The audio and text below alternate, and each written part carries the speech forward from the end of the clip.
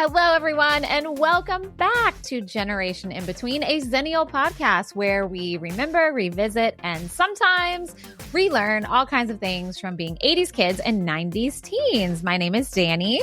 Hi, I'm Katie. And today we are in the third installment. Is that right? 1, 2, 3? Yes, and then if you count the kickoff episode, we'd be in the fourth. Well, but okay. It's the fourth.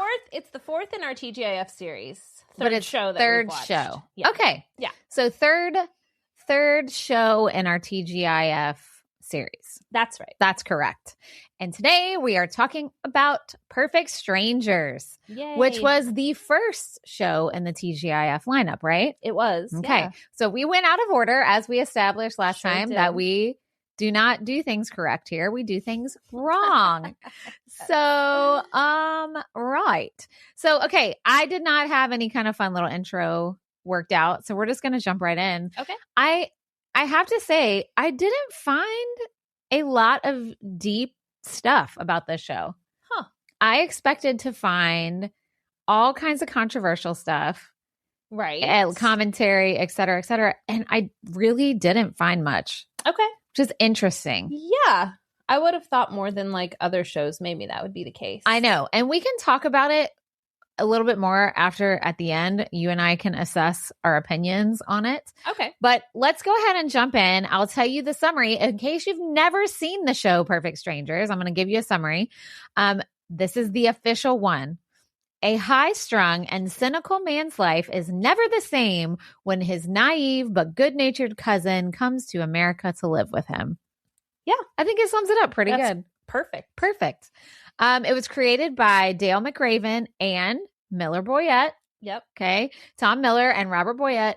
That is a common place name usage in TGIF because they were like the kings of it, I guess. Yeah. Yeah, Miller Boyett. And Katie likes to say Chef Boyardee. The Chef Boyardee of TGIF. So it's interesting because I was thinking to myself when we were rewatching, I was like, man, I guess you don't even have to have children on a show to have the cheesy lesson at the end. Right? Because like that music comes up and then like Larry and Balki are like having like a heart-to-heart about something. I was like, oh, okay, like you don't even need like kids for this apparently to work. You being cheesy is ageless. It is. It's ageless. It is. I mean, as we know. As we know. Here we are. The show was on for 8 seasons. It started on March 25th, 1986, and then it ran till August 6th, 1993. I didn't realize it started in 86. Yeah, that's way back. We'll see why in a second. It originally aired on Tuesday nights. Okay. It had a short 6-episode first season in the spring of 86. Then it moved to Wednesdays in the fall that same year. Okay. But 2 years later, in March of 98, it was moved to Fridays as the anchor for the TGIF lineup, which is probably why we didn't think it started as early because we didn't see it until 1988, probably. Yeah. Is my guess. It did air on Saturday nights for a very short period in 92. Okay. Which I do not remember that. Wasn't that, I feel like in our TGIF kickoff, they were trying to do something with Saturday nights too. Yeah. And it didn't work out. So it was like a Saturday night party or something like that. Yeah. Saturday night party.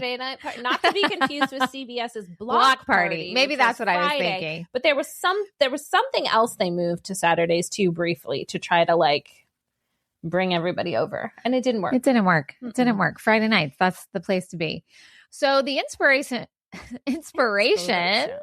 for the show, Tom Miller said it came about in the wake of the 1984 Summer Olympics, which, if you remember, was in Los Angeles. Mm-hmm. He said it made him think about how all these different people from other countries were coming to America and how they were adjusting to like our customs and our culture as a whole.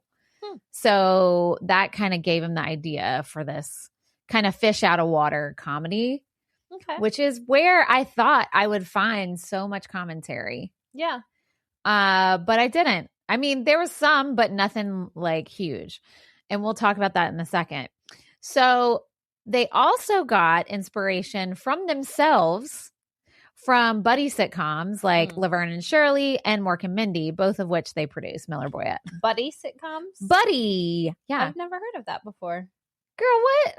I mean, I've heard of those shows. I just have never heard that term. Buddy sitcoms. I like it. We could have one. This is a buddy sitcom. This is a buddy sitcom. Literally right now. Literally, I was watching that show, and when I was watching Perfect Strangers, I was like, if Katie and I were in the show, she would be Larry and I would be Balki, I swear.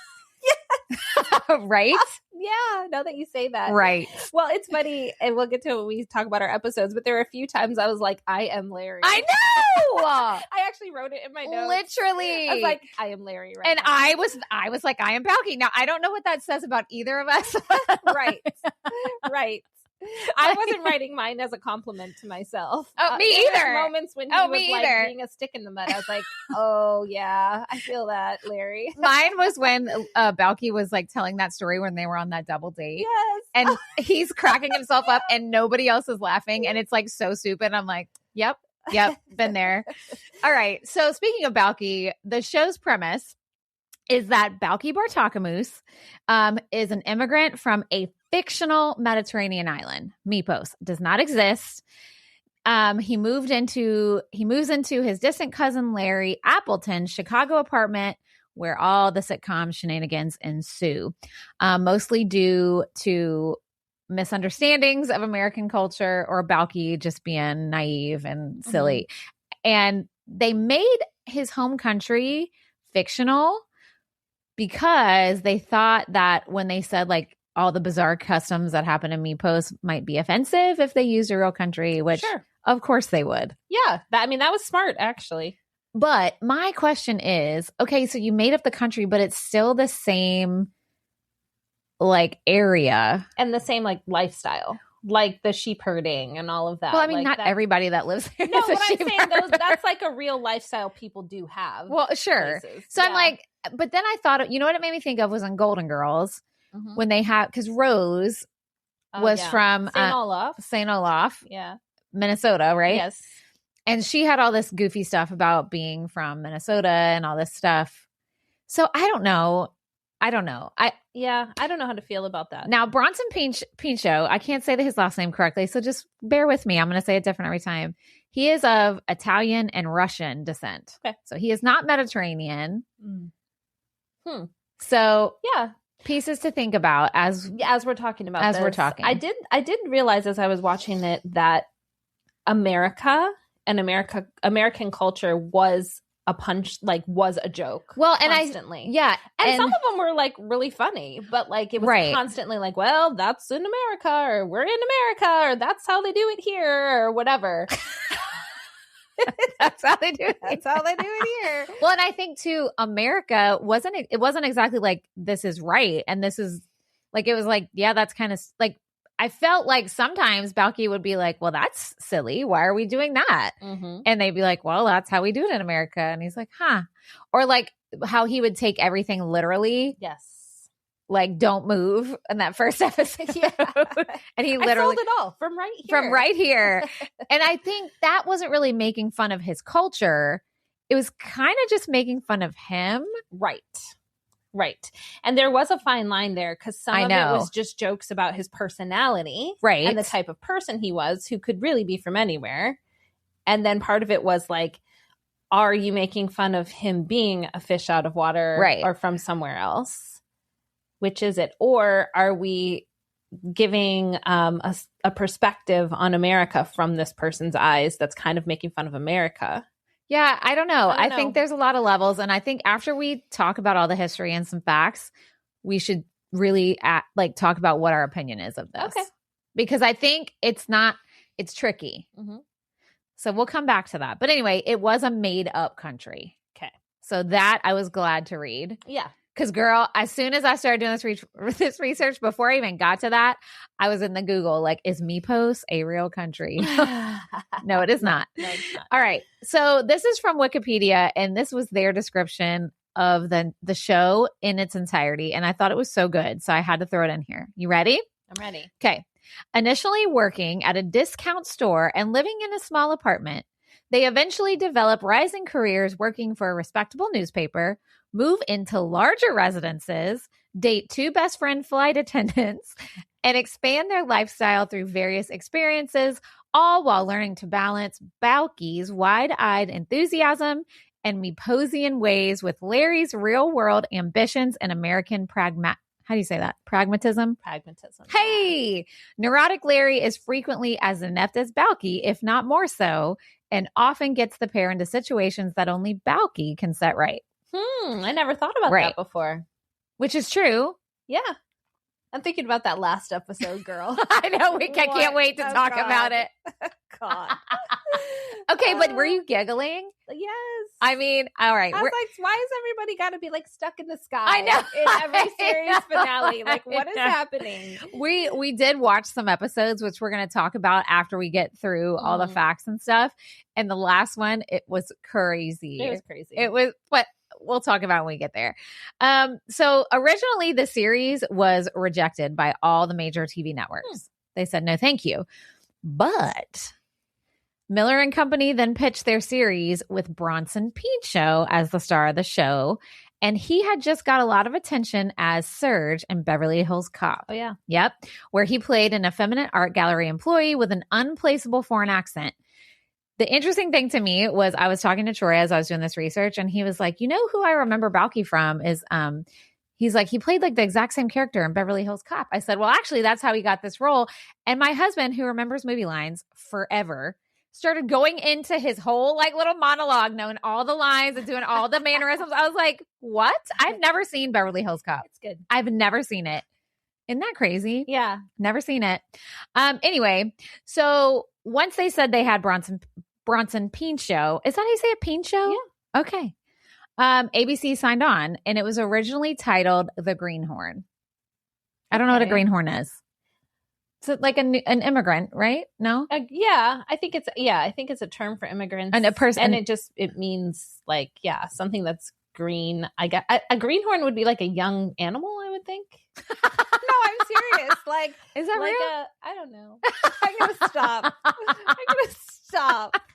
I love how I just throw words in. I'm like, I don't know what that means, but I just put it in my research anyways. You know?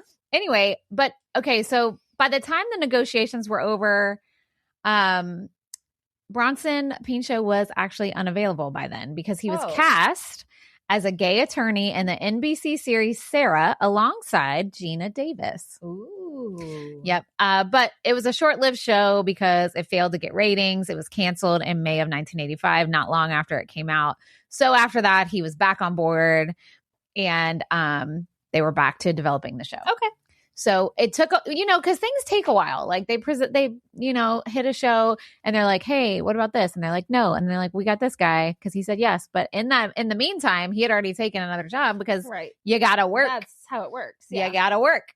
So the series was retitled Perfect Strangers, and the OG Larry was not who we know as Larry. It was the comedian Louis Anderson. Do you know who Louis Anderson is? I know. And I looked up a picture, like they have a picture of them, and it is just weird. Yeah. It just doesn't seem, and maybe because I just know Perfect Strangers as the way we saw it, and it's hard to like, and like I feel like the actors looked like they could be cousins. That too. But Louis Anderson and Balki do not look. Yeah, I agree. Like they could be related. A pilot episode was put into production, but that made them decide, okay, this guy is really just not right for the role. And I just think of him as being like so silly in his own right. I know. I mean, I'm sure he could have acted his way through it, but yeah, it doesn't seem like doesn't seem like a fit. Yeah. But I was just thinking too, like as an actor, that's gotta suck. Mm-hmm. I mean, the same thing we talked about Jaleel White. He thought he was Rudy in the Cosby Show. It was like flying there. And they're like, actually, just kidding. We're going to use a girl. Oh, that's rough. I would suck. Like you want so bad to get a part. I know. And then you get the part. I know. And you're like literally like in rehearsals, or in this case, like filming a pilot. I mean, what was the other show where they switched somebody out from the pilot? Full House. Full House. Yeah. Yeah. It happens all the time. I could not handle that. I would be devastated. Me too. Devastated. Okay, so after that, they told him bye-bye. they ran through several actors for the part of Larry, and the producers ended up choosing Mark Lynn Baker, who they had recently seen in a guest appearance on the TV show Moonlighting with Bruce Willis.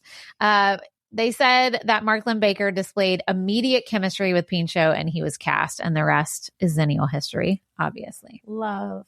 And they do have really good chemistry. They do. I think too, like, you can have good acting chemistry, but for physical comedy, sometimes you don't line up together. Like, you know, and for them to have both, I thought was totally agree. So good. And I liked that, yes, Balki sometimes frustrated Larry, but they were always like still pretty kind to each other. I think Larry could be an ass, but then he would eventually come around. Yeah, like you could tell that he cared about him. It wasn't just like, oh my God, this annoying guy in my life. The first episode a little bit, but you could tell like that they were cousins or almost like brothers or something. You know, it was like that kind of chemistry that read.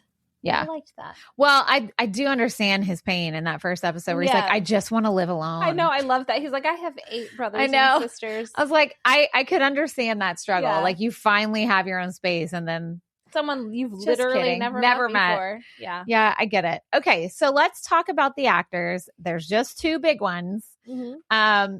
And a little bit of their background. So we'll start with Balki Bartakamus, who was played by Bronson Pinchot, who I've said his name so many times. You're doing a good job. It's stressful. So he's got tons of acting credits. And actually, he had a lot more voice acting credits than I realized. So I'm just going to give you a few for like the Xennial time frame. So like I said, he was in Beverly Hills Cop. She's Having a Baby, True Romance, Beverly Hills Cop 3. He was not in Beverly Hills Cop 2 because he was filming Perfect Strangers. Okay. So he didn't have time in his schedule for that.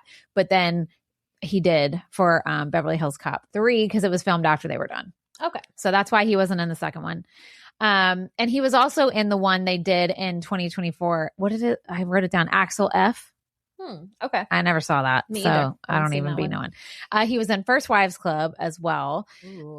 He had featured guest roles on later TGIF shows like Step by Step and that weird show Migo that keeps coming up. We got to figure this out. Guys. We got to figure this out. And then other sitcom classics like Third Rock from the Sun and Clueless. Okay. So people know him, obviously.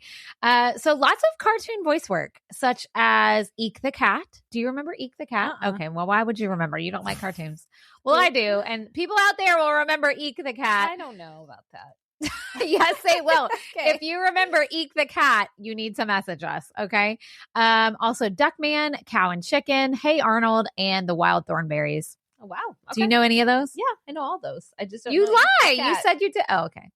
You knew all of them but Eek the Cat. Yeah. Okay. It was really funny. Anyway, he was also a Yale graduate. Oh my God. Yeah. Him and Mark Lynn Baker both went to Yale. Did they know each other there? No. Or are their ages? No, they did not. Okay. He was he graduated with a degree in drama with full honors from Yale. So he's hella smart. Okay. And talented. Not fair. After he was graduated, he was cast in an off-Broadway play in 1981, like pretty soon after he graduated. Nice. Like I said, he's Italian and Russian descent.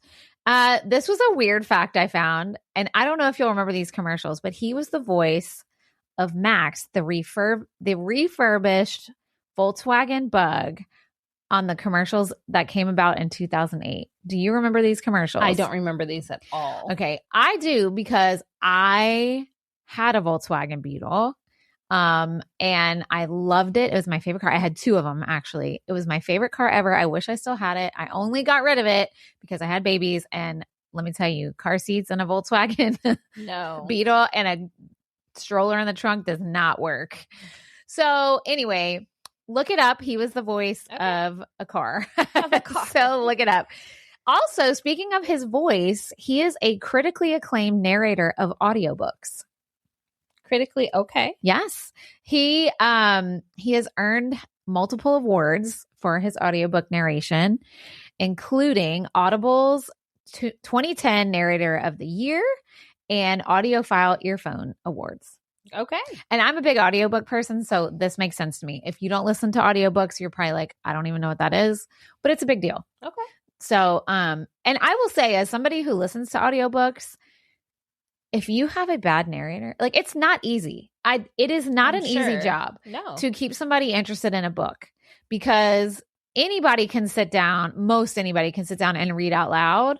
But you can even remember this from being in school. Yeah. You had teachers when you were little who you loved to hear read stories. And then some that were like, oh my God. Yeah. And it's a skill set. It is. It's a performing skill set. Absolutely. For sure. To be a storyteller. And it's competitive. Yeah. It's a competitive industry too. It sure especially is. to get the big ones. It's sort of like if you're competing for like a role in a movie or a TV show, some of like the big books that are coming out, it's super competitive trying to land those like narration or reader roles. Yeah. Are you going to narrate your audiobook? Probably. Yeah, you should. Yeah, I'll probably do it myself. I always really like it when nonfiction books, it's the author. Yeah. Because a lot of times, sometimes I'm always surprised when it's not. Right. Now, I will say that Cher, the first installment in her autobiography, she reads some of it.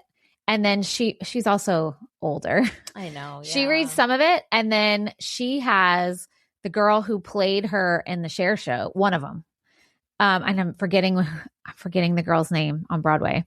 She reads the rest. Oh, I like that. Because she's really good at doing the Cher voice. Yes. So they take turns. You think, yeah. You still think it's her. Right. But like when I read or listened to Tina Fey's book. I loved it. Yeah, Amy Poehler too. McConaughey's book. Oh, yes. Him reading it. I totally agree. I mean, mine's not really like an autobiography per se. There are stories about me. But yeah, they're my words. And it's not, like you said, nonfiction. So yeah, I'll probably do it myself. We're trying to figure that out now, actually. You should absolutely do it. And I don't have to compete with anyone. I'm just doing it myself. But I think it means more. And plus, what I like when authors, and I even like it with fiction, because Neil Gaiman, who is a big problem now, but I still like his books. Sorry, I know he's a jerk. It's like J.K. Rowling. Anyway, I love his fiction, and he would read a lot of his. And I feel like even in fiction, it's good because the author knows how they want that character to come across. True. Or what they want to emphasize, or how they envision them sounding. So I like it. I like that too. And so, I mean, not so much that with nonfiction, but also, yes, because you know how you felt when you wrote it, no matter what it is about.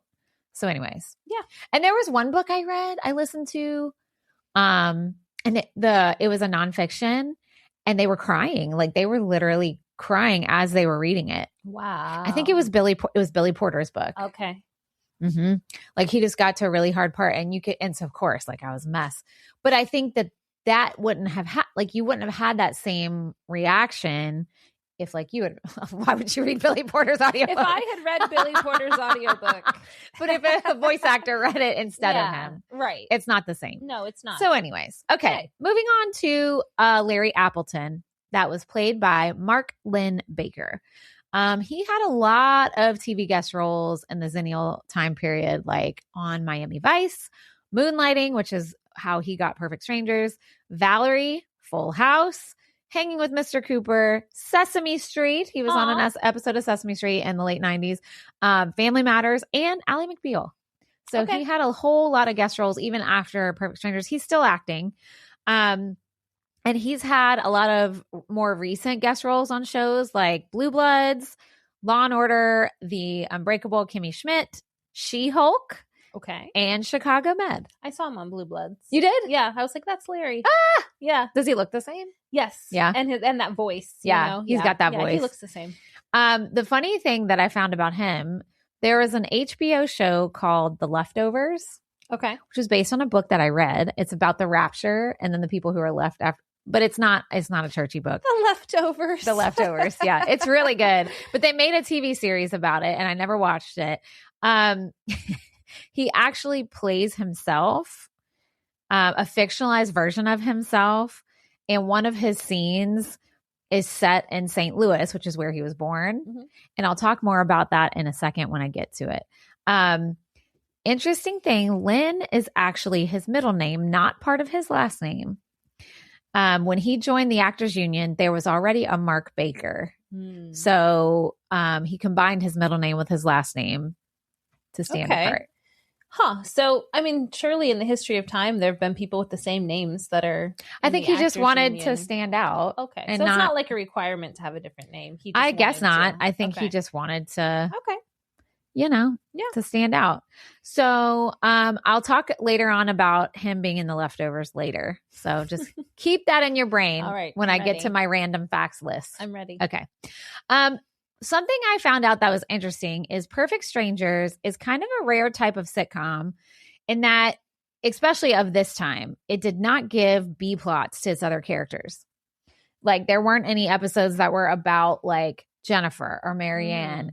Basically, everything was about Balki and Larry. Yeah. And that was pretty much it. I mean, they had other characters that were with them, but the main storyline was always about one of them or both of them, one or both, usually both. The two other characters, though, who were in almost as many episodes as them were their girlfriends. So we're just going to give them a little spotlight really quick. Okay. So we'll start with Jennifer, who was played by Melanie Wilson. Of course, her name was Jennifer. Of course. 1986. I loved it. And she looked like a Jennifer. I know. I love it. I know. And the hair. She was the hair and the fashion in those first couple seasons was just chef's kiss perfect. She's best known for this show. But you also may have seen her in other TV guest roles in the 80s, like on the A-Team, Simon and Simon, also in Family Matters and Step by Step, because TGIF kind of intermingled a lot with their guest roles as we are learning. Fun fact I found out about her is she is the daughter of actor Dick Wilson, who is best known as TV's Mr. Whipple in the Charmin toilet paper commercials. Yes. Oh my gosh. I know. Wow. I know. It's so funny. I couldn't find a whole lot of information about her. Okay. She didn't really continue acting much longer after the 90s. Her and the actress who played Marianne, Rebecca Arthur, became really good friends during the show, and they've stayed lifelong friends and still keep in touch and everything. I love that. So I love that. I like it when something cute, and I mean, they were together all the time on that show. Yeah. And like you said, this was a little different from like a Family Matters or a Full House because it wasn't that large stretched out ensemble cast. Like you said, there were little features, and we know like Harriet comes in later and all that. And then they had the boss at the paper. Yeah. And but even then, like the main storyline is really about the 2 or 4 of them. Yeah. So those are the 2 main women on the show. So of course, like you're going to bond over that, I would imagine. You would hope so. It doesn't always happen. Right. You would hope so. It's good that it did. It did. So let's talk about Marianne, played by Rebecca Arthur.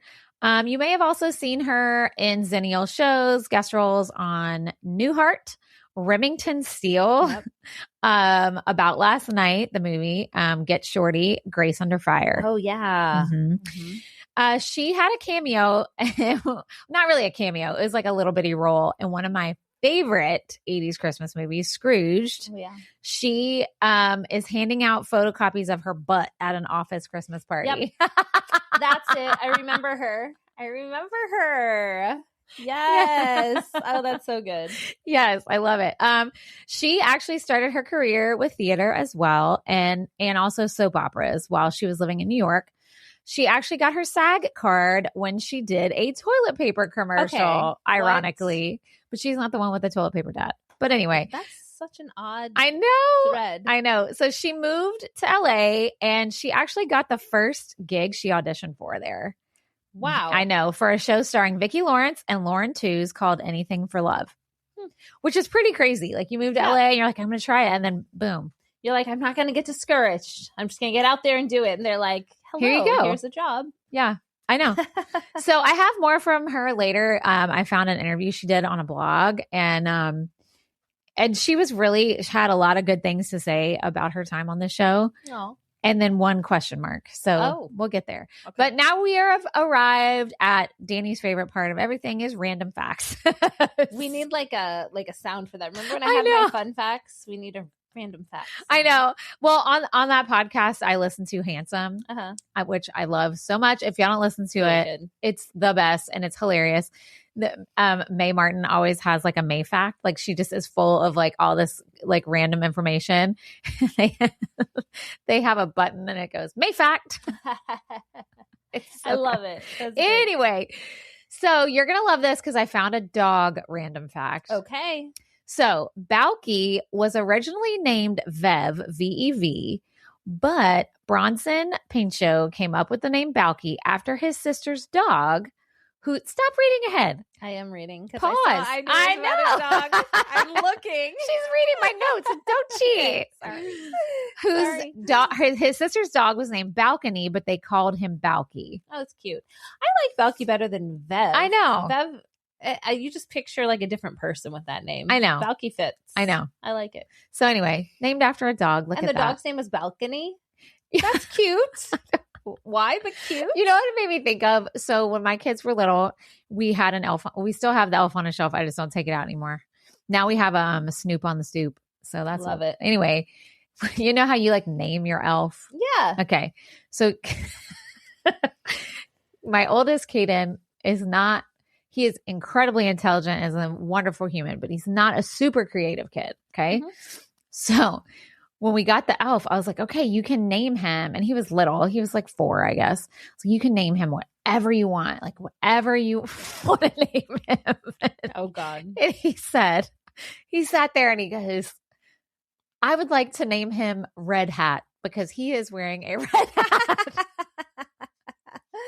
Aww. And I said, are you sure? And he said, yes, please write that down. And I was like, take a note. So I wrote God, it in the book, so Red Hat. And I swear to God.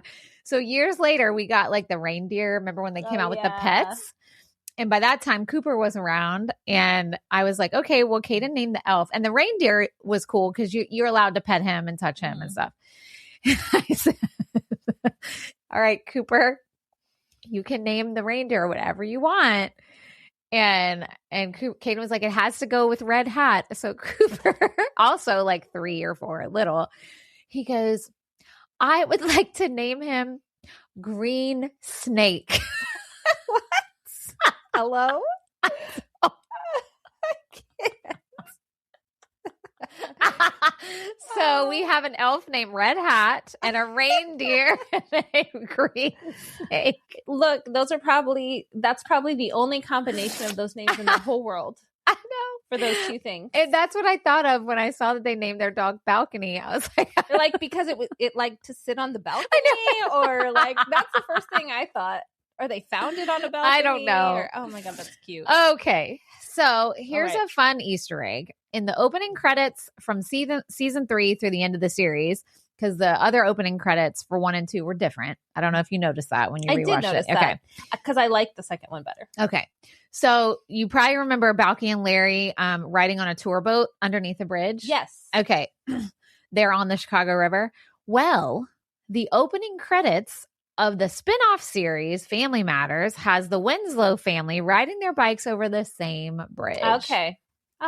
Love that Easter egg. Yeah, that's fun. I know. It's really fun. Okay. So this is another funny little play with words. In the fall of 93, after the 8th and final season of Perfect Strangers, Bronson Pinchot starred in the very short-lived sitcom The Trouble with Larry, where he actually portrayed an American named Larry. What?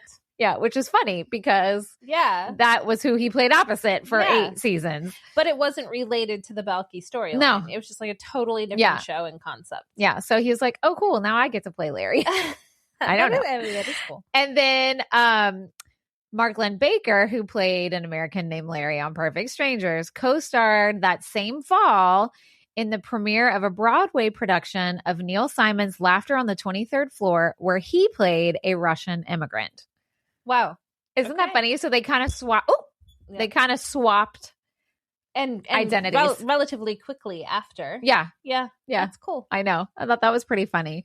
Mark Glenn Baker and Bronson Pinchot are the only cast members to appear in all 150 episodes, which we knew. Makes sense. However, if the unaired pilot, which had Louis Anderson and not Lynn Baker, If that counts, then only Bronson Pinchot was in all episodes. Film them all. Yeah.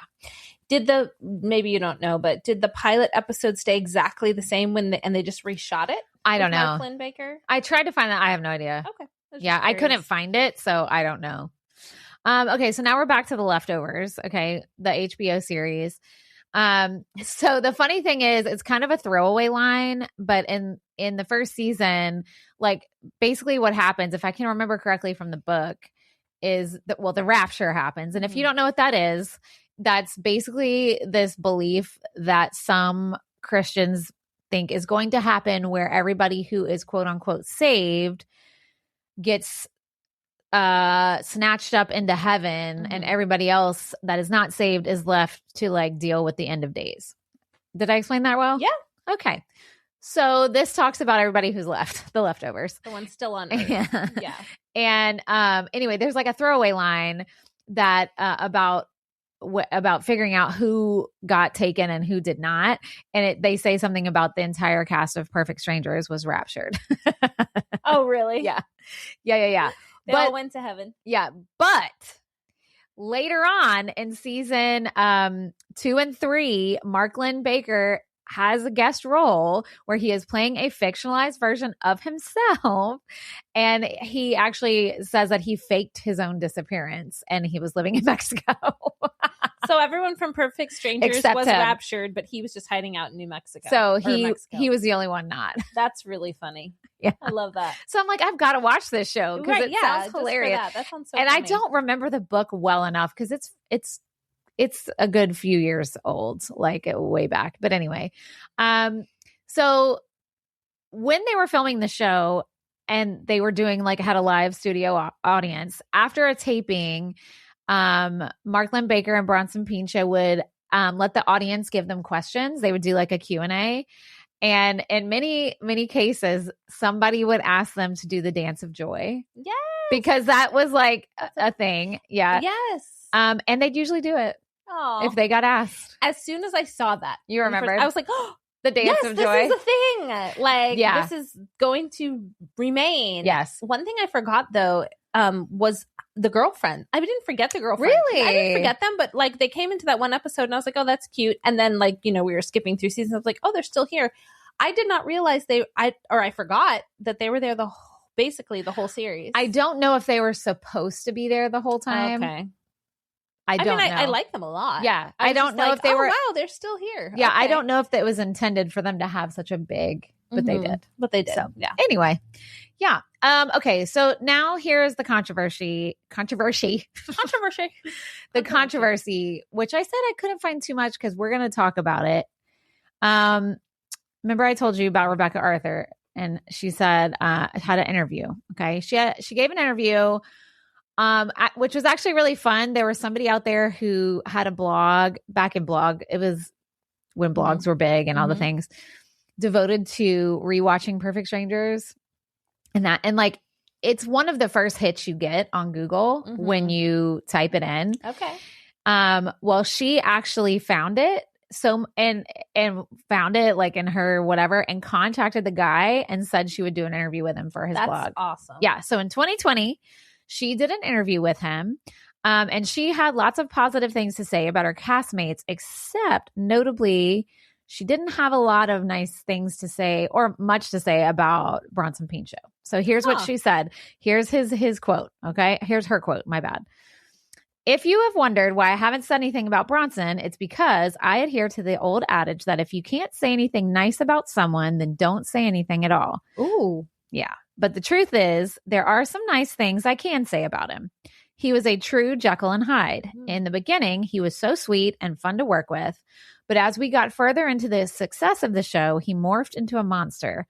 I was the one member of the cast that seemed to draw his wrath. It was quite the paradox, living my dream of being on a sitcom, but subjected to being sexually assaulted by him regularly. Wait, what? At the time, I think she means like harassed or assaulted? I think she means like touching a little too much and hugging a little too much. Okay. I mean, because that is sexual assault. Okay. Yes. She didn't go into detail about it. At the time, there was nothing I or anyone else could do about it. He held all the cards. Oh my God. So it went from, I'm not going to really say anything to like, what? Damn. Did anyone anywhere have a response to this? Not that I found. Oh my I'm gosh. sure I didn't dig too deep because I was like, oh, that's the only interview I found with her like that. And other people reference that interview in a lot of things. Right. So yeah. Oh my gosh. Yikes. That's scary. So there you go. That's a controversy. And I feel like it brings up so many questions to which there aren't answers out there, it sounds like. Well, I mean, there probably are, but yeah. The thing is, that sucks, is I feel like men in power, once men get power, a lot of times they just can't, they get consumed with that. I'm not excusing this at all. I'm just saying this is what happens, and it's disgusting. It's what it sounds like, because especially if she's saying he was like whatever at the beginning. It seems like he started. It seems like, as an outsider looking at this and hearing what she's saying, that maybe he started very grateful for the opportunity and stuff, and as time went by, realized like they need me for this, and so I hold the cards. And he really did, because you could. I wouldn't want to replace Mark Lynn Baker, but you could. Yeah. It'd be really hard to replace Bronson Pinchot and have the same show. Well, we have to remember the time we were in. And even now, women are scared to speak up. Oh, absolutely. Because what happens is the women get ostracized. Yeah. And the men barely get scolded. And this is facts. I don't even care. Y'all can say what you want, but it is truth. I've seen it recently myself. Or women will say something and they're not believed fully, right? Or they'll get asked the question, did you do anything to lead that behavior on? Yeah. Also have heard that recently. Yeah And it's that's still very prevalent, and she probably, the fact that she's able to speak about it now, you know, it's so much later. She's older. She's removed from the situation, and times have changed some, to your point, not as much as they should. She probably didn't feel like she could say anything then, but maybe feels like now she can. Right. And now she's removed from the danger of the situation. Correct. Like, you can't speak about it when you're in the middle of it. When you're feeling under unsafe. Contract and you're going to have to be at work. You can, but then that's terrifying. Right. You totally can. And should be taken and you should, seriously, but it's a role. It's understandable why you wouldn't. And we have to remember too that back then in the 80s and 90s, there weren't a lot of like resources for you. Which if you were, there wasn't a lot of like sexual harassment training or, you know, PR, like not PR, HR stuff. There usually wasn't even like a person you could go tell, right? Who was supposed to handle all those type of situations. But anyway, so I was gonna dig deeper into this and see if he had other, like on other sets, had more stuff, but I ran out of time. Okay, so that's, I'm gonna guess yes. I mean, I'm sure no one's ever talked about it, but I'm sure. I didn't have time to like go and research all up into that, but I was like, we at least need to go and address that one. Yeah. And I believe her because we believe women on this show. Yeah, we do. So speaking of problematic, let's talk about if we personally think the portrayal of Balki is problematic. He's just so likable, and maybe that's the issue. Like, is he being a stereotype for my entertainment value? That's what I mean. And that feels icky if that's the case. Right. But I never, like when I was rewatching these, and obviously when I was much younger watching them originally, I never thought he was like stupid or weird or anything. I always thought he was funny and like someone I would want to be friends with. Like, he was always a lovable character. So I guess those are two different things maybe, but I would be interested. And like, my perspective is an American born citizen, middle class my whole life. Right. White woman. Right. So I would be interested in the opinion of someone who is an immigrant or has parents who are immigrants or has had to deal with stereotypes or people assuming things about you their whole life, if they watch it and what they think. Right. Because that's the thing I was trying, because I think it's good to revisit what cultural like appropriation kind of is. And that's where you just pick and choose pieces of somebody else's culture for entertainment value. Right. Which is kind of what happened. But I think it's weird because I think it's very important to think about it when you go back to rewatch this show. And I don't feel like they were making fun of him and his culture I don't either. Most of the time. But there definitely were times where they were. Like anything about the goats or the sheep was always meant to kind of be belittling. That was like an important thing in his culture. And it's like, well, the goats or blah, blah, blah. It's like, well, okay. Yeah. What? So I don't know. So I talked about this in my house with my husband and my son, and we talked about it. And, you know, sometimes they're like, you overthink stuff. And I'm like, well, but it's important to recognize, because they're like, but it's a made up country. It's a made up country. I'm like, well, it is, but it is a real life representation of Mediterranean island people. Yes. Even though the country's fictional, it's still, so like, I think they were just trying to CYA by saying, well, let's just make up the country. But there's still, at least they did do that. I was just thinking, like you mentioned Mork and Mindy earlier, and then I'm thinking of like Alf. Obviously, they're from other planets, but it's that same idea. Katie, not the same. Listen, before everyone comes for me, it's that same fish out of water. Where I come from, things are done differently. And so therefore part of the joke about them is that they don't quite do things the same as us. And you're laughing at why they would do something a certain way. So it makes me kind of think of Balki. I don't know. I'm just going to stop. The look she's giving me, I'm done. I was just going to say something really smart ass, but I'm not going to. You should. But no, I'll save it because it'll come later. Okay. I don't know. I think it's up for debate. I think it could go either way, to be honest. Yeah. I tried to keep that lens on of seeing where it landed the whole time I watched it. And I didn't feel like the episodes we watched were hugely problematic. I didn't either. But that doesn't mean that there weren't other ones in 8 seasons that were. Yeah. And I'm curious, I don't remember this from the original watching of it, if there were ever any where other people made fun of him and like Larry had to come to his... You do know what I mean? Like, I don't know. Were there any episodes where he was kind of discriminated against? Right. And was that a thing they were trying to make a statement about? And unless I watch the whole series again, or maybe Google that, I won't know. Well, but even Googling, I think, because I think you could make a case either way. Yeah, I think so too. Which is pretty much, when we rewatch these shows, we're like, is it nostalgic or problematic? Most of the time it's 50-50. Yeah. I don't even think this one's 50-50. No, I don't. I think it's less on the problematic side. But if someone were to say to me, I'm offended by this show because of X, Y, and Z, I would be like, okay, I can see that. Oh, for sure.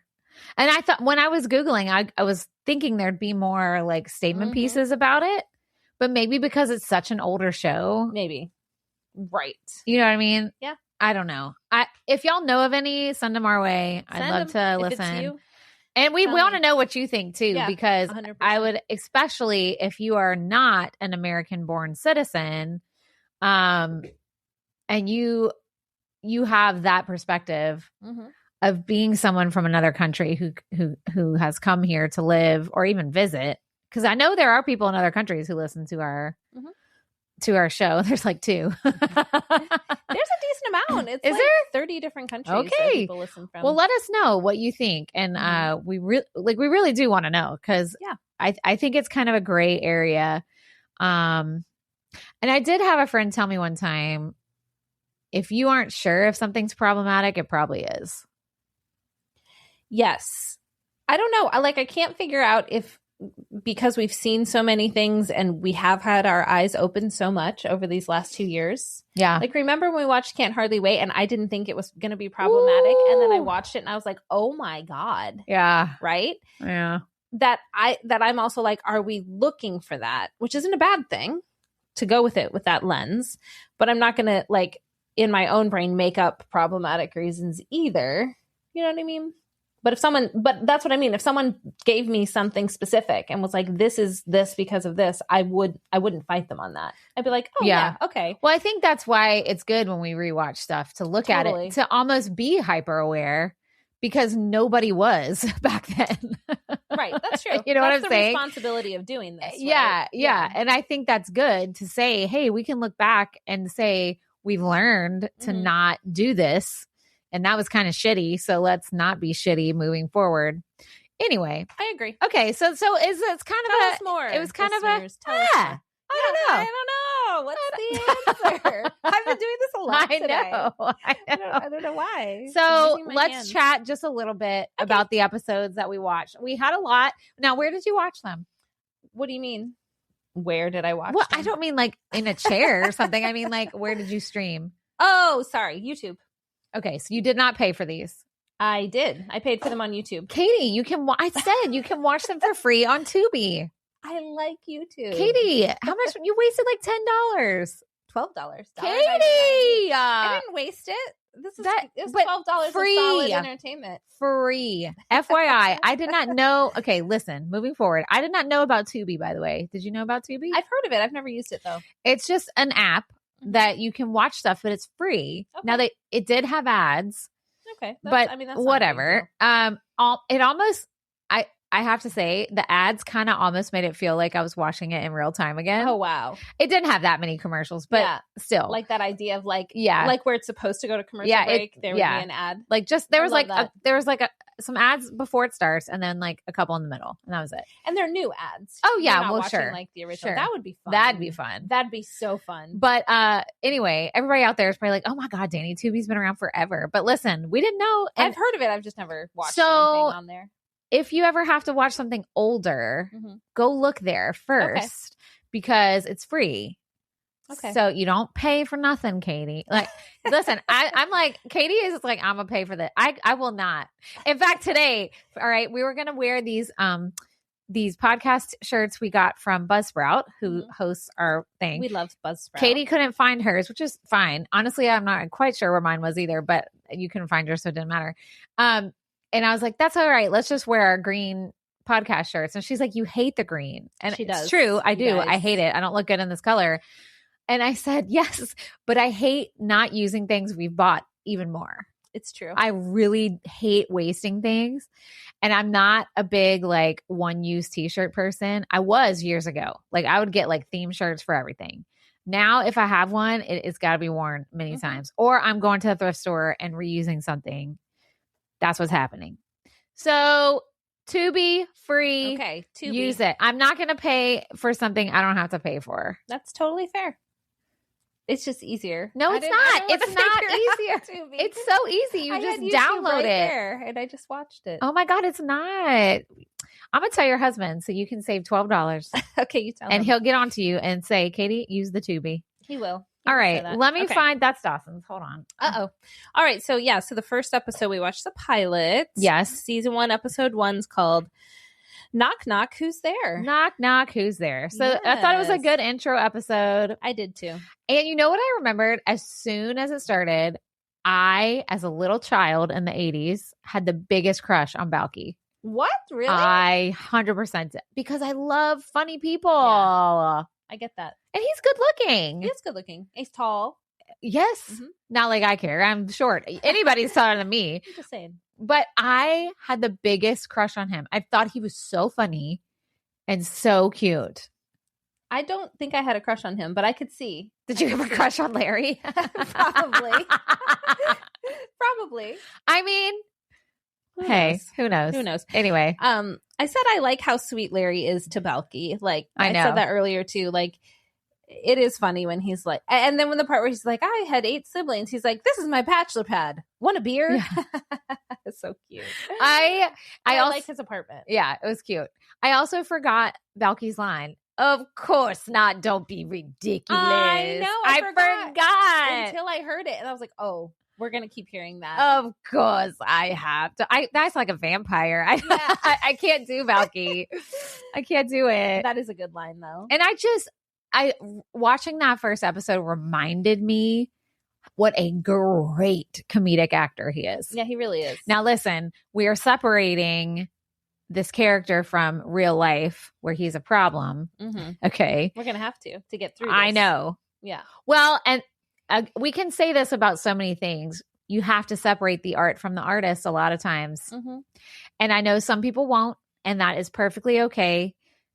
But we have to on our show. Yeah, for this conversation. And I will say in real life, there are people I will just be like, fuck no, I am writing you off forever. And then sometimes, like, I'm a hypocrite, I'm going to say, and then other times I'll be like, I have to, like, I'm always going to love Harry Potter. Mm-hmm. J.K. Rowling is trash. She's a trash human, but I love that world she created. Yeah. And I won't say goodbye to it. Yeah. Well, that's fair. That's your choice too, you know? I know, that's what I'm saying. But I understand why you would want to. Mm-hmm. And I don't support her, like, views. I try to, like, if I buy Harry Potter stuff, it's only at Universal because she don't get a cut of that. Oh, she doesn't? No.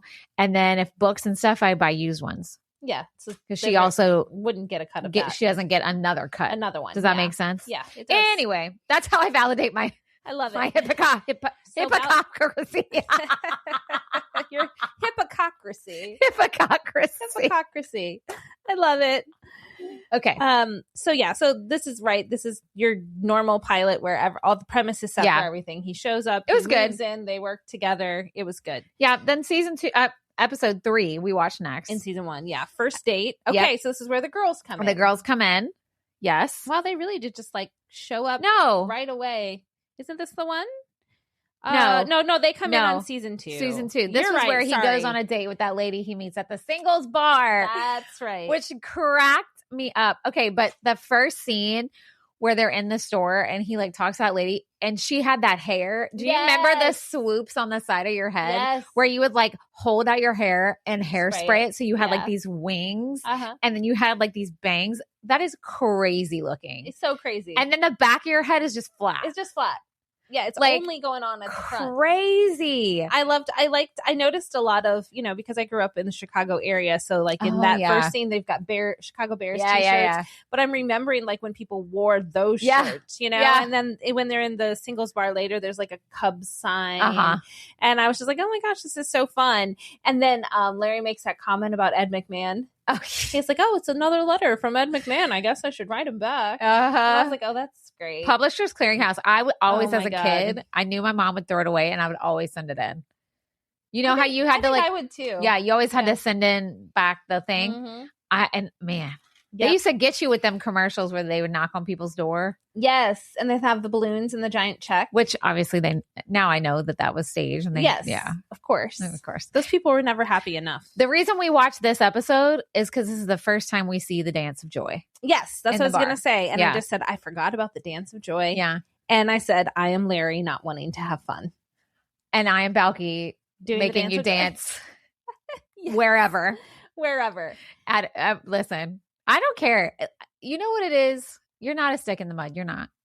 You're not. You have a lot on your brain a lot.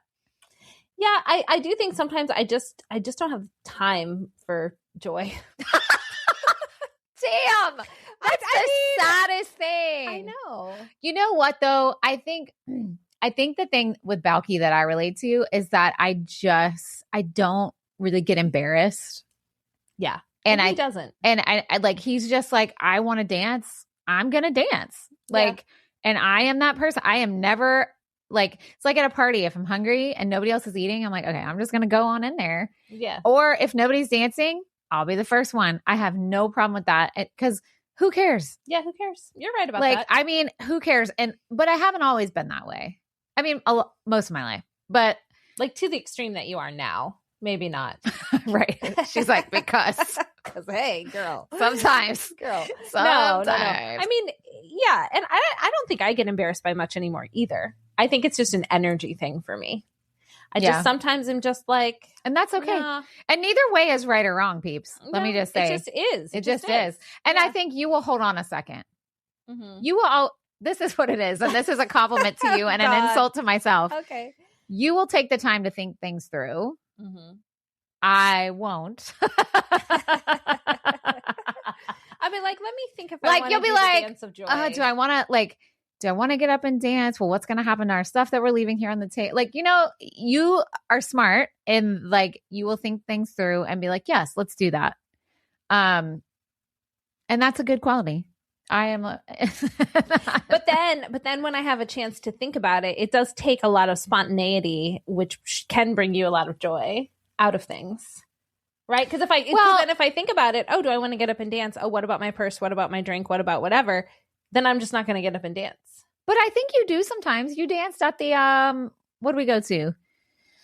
I don't know. At the charity drag thing. Yeah, I did dance at that. We were dancing. I was the first one up. Sarah was second. You were third. I followed you. See? You were third. Okay. And we had some people that were with us that chose not to dance. That's true. See? You weren't one of them. No. You're right. You weren't one of them. Okay, that's a good example. Thank you. You're welcome. I feel better. I mean, but that's what I mean. It's not a bad thing. Right. And also, I'm not a spontaneous person. Like, I'm not. Like, to me, getting up and dancing is not spontaneous. Because you're somewhere where you deliberately went that could have dancing. Right. Like, I am not like, let's go on a vacation right now. Like, that's not me. No. Like, I am not a spontaneous person. But, like, they were at a bar. Yeah. And there was music playing. Yeah. Totally. Hello, dancing, dance of joy. But so anyway, don't feel bad that if you can be a Larry and I can be a Balki, because listen, okay, both things are good and bad in their own ways. All right, so season 2, episode 2 is Hunks Like Us. That's the one. This is where we watched this one because this was the intro for Jennifer and Marianne. And first of all, the term hunk. Come on. Can I tell you a funny story that came about when this episode title? When I was in high school, I was in the girl version of Key Club, which was called Keywinettes. That's right. And it was a service organization, but we basically acted like a sorority. Okay, it was fun. But our biggest fundraiser of the year, this is so stupid. I cannot believe this would never happen nowadays. We had a male beauty pageant that we called Hunk. And it was mostly silly stuff. Yeah. But they had an evening wear competition. They had a talent competition. They had, I can't remember the rest. We would do questions, but it was it wasn't really a male beauty pageant. It was just a male competition, but it was only males. I mean, at the time there were women. I know, but it was a school event and it was packed every year. That's wild. Can you believe that? No. I love it though. Bring it back. Just kidding. Don't bring it back. Anyway, hunk. That's what I think of every time I hear the word hunk. Well, yeah. I wish I had pictures of it. I wish I had pictures of it. Anyway. Okay, so I just said, is this set just the Full House gym? I know.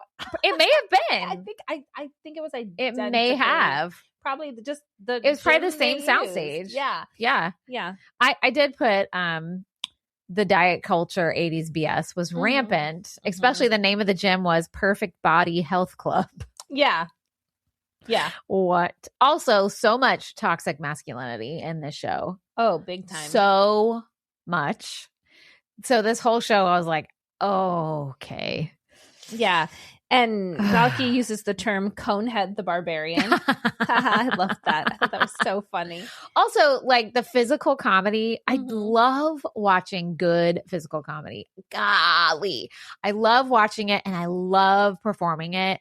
It's so much fun. And I think I like to watch it because I also like to perform it because you have to be like on so many levels aware of what you're doing, especially when you're working with someone. Yes.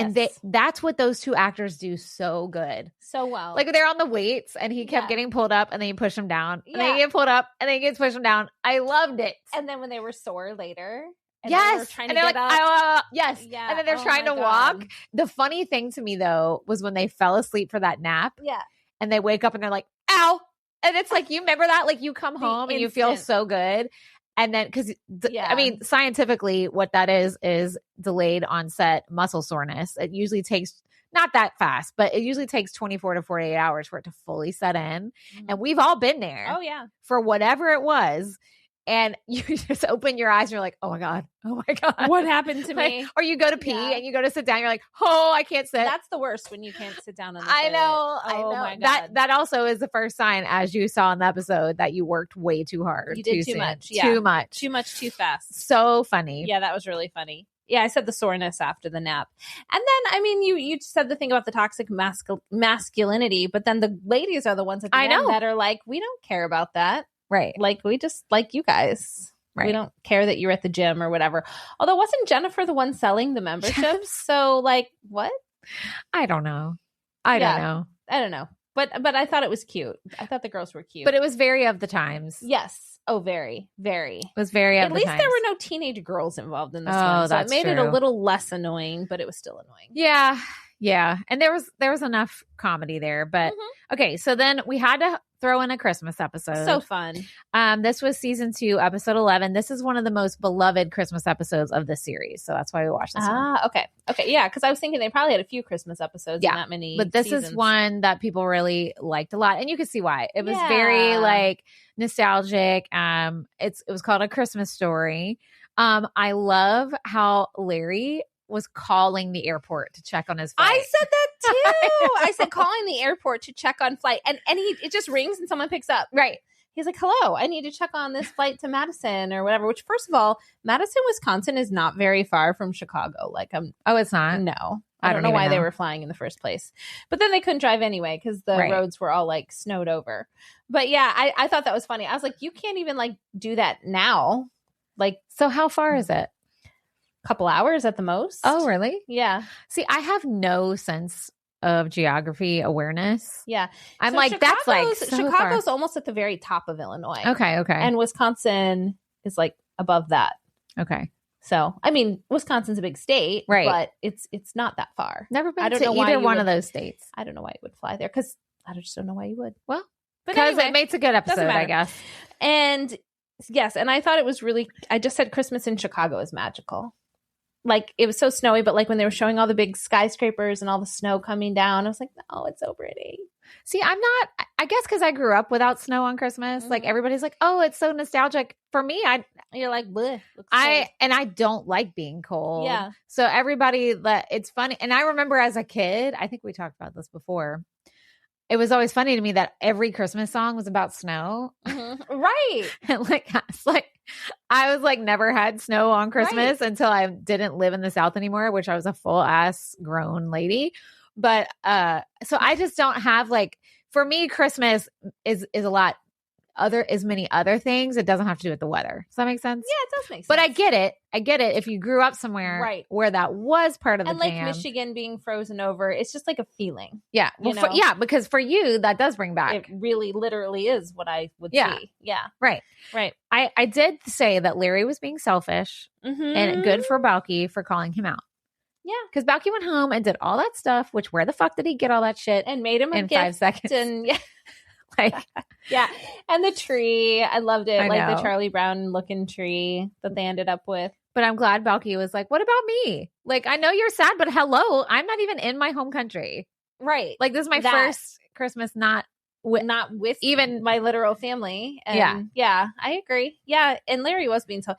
And I think there was a line or two where he was referring to him as acting like a child or something. Yeah. And he would act like a child. He'd be like, but I want cookies for Santa or whatever, and I was like, okay. They played that pretty well. They did. He was being selfish. He was.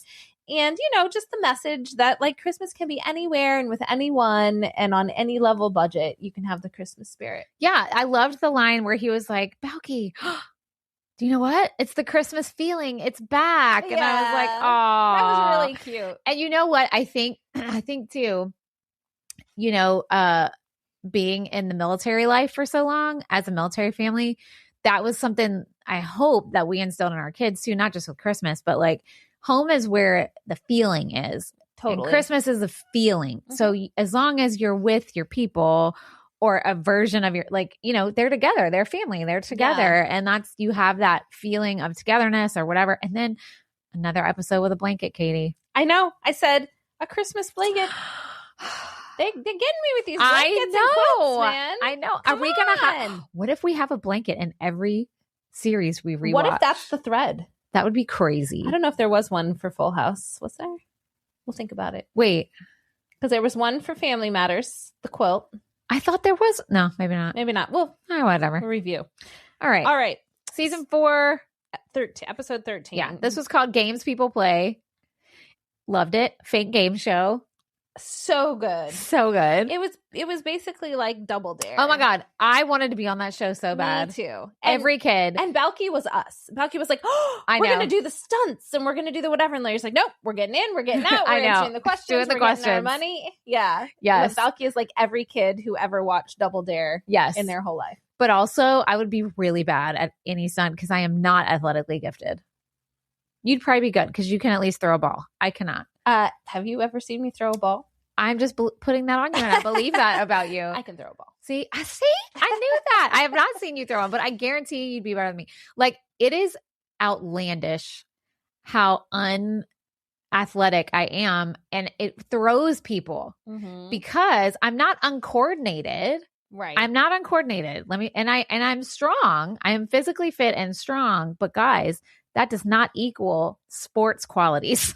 Right. No, that's true. I am coordinated. I can dance mid-level, but I can't throw a ball for the life of me. I cannot. What else? What's some other? I just think of ball throwing, hitting. Yeah. Can't swing a bat for the life of me. I can't. I am literally terrible. Volleyball, forget it. I love volleyball. Get out of here. That's one of my favorites. Well, see, I'm tall though. Listen, I was made to be on the sidelines, and that's perfectly that's okay with me. Totally fine. So you would have wanted the questions, not the stunts on the game show. No. Well, stunts are different, but I would have been terrible. Right. I would have loved to do those stupid things. I know. I loved the toilet, the commode transport. Pushing him around. It's like go to from station to station on this toilet on wheels. Oh my God. I was dying. I love really a fake game show. And Yeah. I loved the real ones in this time period because they were all like this. And this was the first time, at least the first episode we rewatched, where they worked at the newspaper. Oh, yeah. And Harriet was in the audience. Yep. And Harriet was in the audience. She the other was. ladies from the office. And the car they could have won, but Larry messed it up. I know. Had a cell phone and a CD player. Ooh. Hey. And the car itself was pretty nice. And it was a Porsche, wasn't it? I think so. Or something. It was Maybe I just. It's some kind of sports car. But I bet you they cracked up laughing so hard while rehearsing for this. They had to. I don't know how they kept it together. It was so funny to watch. Oh my God. And when they stuck their faces in the chocolate pudding, Yeah. was it pudding or I think something? it was pudding, yeah. Trying to get a banana? What? It was so funny. It was so funny. It was I was so funny. cracking up. Okay, so pause. You told me Brant liked this show, He did. but he doesn't like slapstick. He liked the show. I am amazed. I was finishing the last 2 episodes this morning and he was up doing stuff and I had headphones on, but he kept walking by and kind of like looking. Please He's like, ask Are him. you guys doing that one today? And I'm like, yeah. I want you to ask him. Report back to us Well, next look, week. I paid for him on YouTube. I can have him watch them with me. Then we get 2 uses out of it, Danny. I mean, just ask him why he liked that show, but he doesn't like slapstick. Because he didn't like Three's Company. No. But that's so much physical comedy. And this is even more, I think. Yeah. I don't know. I'll have to ask him. Ask him. I'll ask him. I want to know what the difference. Because there's so much physical comedy in this show. In every episode. Every episode. Okay, ask him. Okay, I'll find out. Y'all gonna find out. I want to know what it was. out. What was the poll? All Okay, right. so we just have a few more. Season 5, episode 18, Blast from the Past. The reason we watched this one is because it references back to another episode. It was like a throwback episode. Okay. Yes, because the guy came in with a bomb to the. I just put such a 90s plot line. I know. So outlandish. I wasn't really a fan of this plot. It wasn't my favorite. Wasn't my favorite. And it's like a mistaken identities plot, but then like Balki invites this guy who almost blew them up over for dinner because he's not like he's well now, but then the guy reveals that he thinks he's being followed by the mob enforcers for the mob. And so now their phone lines cut, and it was too much for me. I don't know. I wasn't a fan of this one. The sticks of dynamite. Yeah. I love that sticks of dynamite show up in the 80s and 90s a lot. Like they're just like a normal thing. Have you ever seen a stick of dynamite? In person? No. Yeah, me neither. I mean, to be fair, I've never seen any kind of bomb in person. I mean, it's not like I've true. seen every bomb except dynamite. That's so fake. Is dynamite a bomb? No, it's an explosive. Which bombs are explosives? I don't know. Why are you asking me? How do I'm I just know? curious. Yeah, it's an explosive. It's because I was just curious. I mean, I've never seen a stick of dynamite either. I'm just saying in the 80s and 90s, there was lots of sticks of dynamite. Lots of sticks of dynamite in happening. Shows, in movies, in cartoons. Wasn't the dynamite in Speed? Or was that a different kind of bomb? I don't know. I don't know either. But yeah, and it's like strapped to his chest. Yes. Yeah. I don't know. Wasn't a fan of that one. I didn't love that one. That but one wasn't we did that one because it was a flashback episode. Yeah. So that's why. Yeah. And now we have arrived at the final episode in season 8. I put episode 36 when I sent it to Katie. And she was like, I think you mean 6. I was like, yeah. It kept showing me 6. Like episode 6. And then I thought it was YouTube's problem. So then I Googled, I said, what was the very last episode of Perfect Strangers? And it said season 8, episode 6. And I was like, oh, that must have just been like her finger slip. And then because when I saw 36, I was like, man, they'd be like stacking these. I know. I didn't even episodes. Come on. Anyway. Oh, well. So, anyways, episode 6, Up and Away, part 2. So there was a part 1. And the part 1, they sort of summarized at the beginning. I didn't have us watch the other one because they summarized it so well. They really did. So whatever. And basically the 2 women, Marianne and Jennifer, like everyone's married now. Balki and Marianne and Larry and Jennifer. And the women are both pregnant at the same time. And Balki's baby's born, I guess, in part 1. I don't know if they're married. Well, Larry calls Jennifer his wife. Okay. But I don't know. Well, then I don't know if they're married. Because I thought the same thing. I was like, did they have like a wedding episode? You know, obviously we're skipping around. And then he says something about my wife. Okay, well, there we go. But I don't know if Balki and Marianne are. But Probably. They have their baby in the part 1. And then Jennifer wants to know how, because she's overdue and she's trying to have the baby. And they had apparently gone up in a hot air balloon. It was like at a fair or something. Look, I know. You're about to pop a kid out. You're going to go up in a hot air balloon? No, ma'am. No. It was so funny. I was laughing so hard because it's so preposterous how they depict pregnancy in sitcoms. Yes. And I don't even care who the writers are. It doesn't matter. It's so silly. It's so silly. And yeah, so she basically ends up having their baby in a hot air balloon while Balki and Larry are hanging on for dear life on the bottom, upside down. And like the Air Force saves them, or a news it was a news guy. Yeah. Okay. Here's my thing though. So Family Matters last episodes were crazy. And we did not like them. They were so stupid.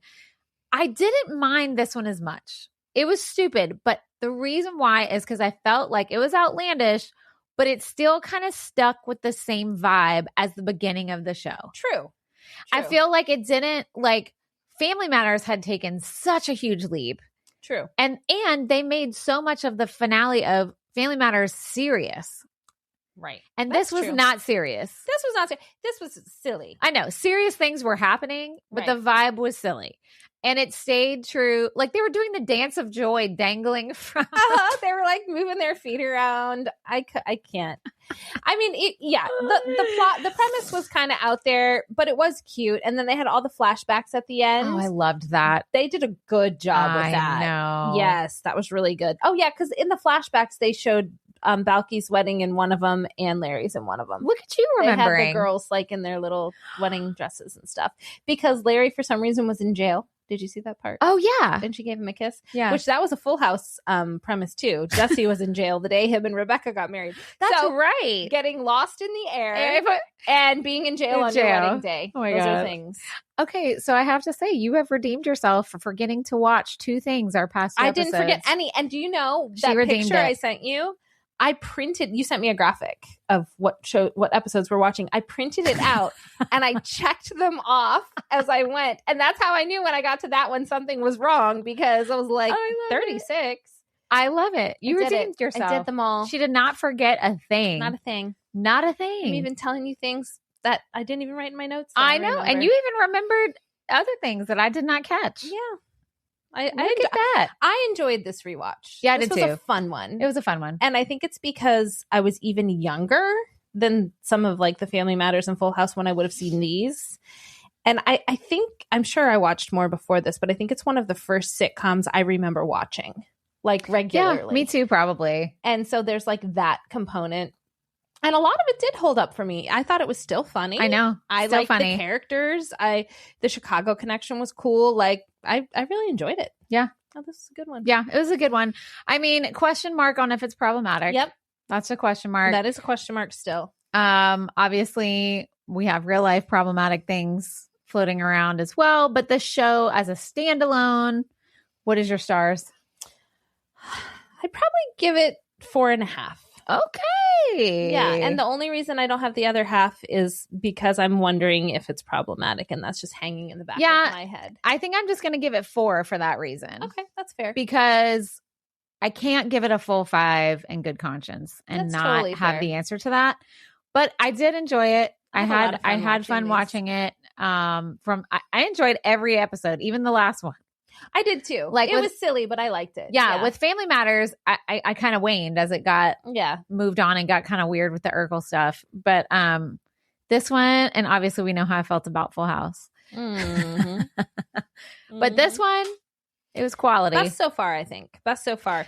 And so the next one, we're going to do a step-by-step. Yes. So I'll send you those episodes here in the next day or two. I haven't picked them out yet, but okay. I have some time this afternoon. I'll do it. And then potentially, what did we say? Probably Boy Meets World. And I don't mind researching that one. Maybe Mr. Belvedere. Go back again. Let's see. We might, I don't know how many we want to do. Me either. So but for sure, step-by-step. For sure, step-by-step. And then probably Boy Meets World, because I've never really watched that. Yeah. That might be interesting then, because you know how you always be making me watch movies I've never watched before? It's the best. I'll make you watch Boy Meets World. Okay. And it'll be good. I've seen it. I've seen it. Let me clarify. It's not like I've never seen it. Right. I've seen it, but that's not one I watched regularly. Right. So I've seen episodes of it, especially when they had the reruns on somewhere that like a channel like back in the day when I would just have TV on all the time. I feel like it was on Nick at Night or something. Maybe. Yeah. And I can remember just having it on like when I was studying or like when I had babies and it was weird hours or I was folding laundry as a stay-at-home mom. Like, I feel like I probably have seen more. Like I remember Mr. Feeney and I remember Topanga. Yeah. So anyway. I guess we'll see. One thing we forgot to talk about. What? The theme song. Oh, yeah. I remembered it instantly. Me too. I was like singing along. All of these shows, I don't know, whoever wrote these theme songs is like, they must have also wrote jingles because they have staying power. They do. I'm like in my kitchen and I couldn't get out of my head. I was like, standing tall on the wings of my dreams. I couldn't stop. Yeah. And my husband was like, what are you singing? I was like, Perfect Strangers. Hello. Yeah. The theme song's great. So good. Loved it. All right. Well, thanks guys for being with us again on our TGIF series. And we will see you next time back here on Generation in Between. Bye. That's us.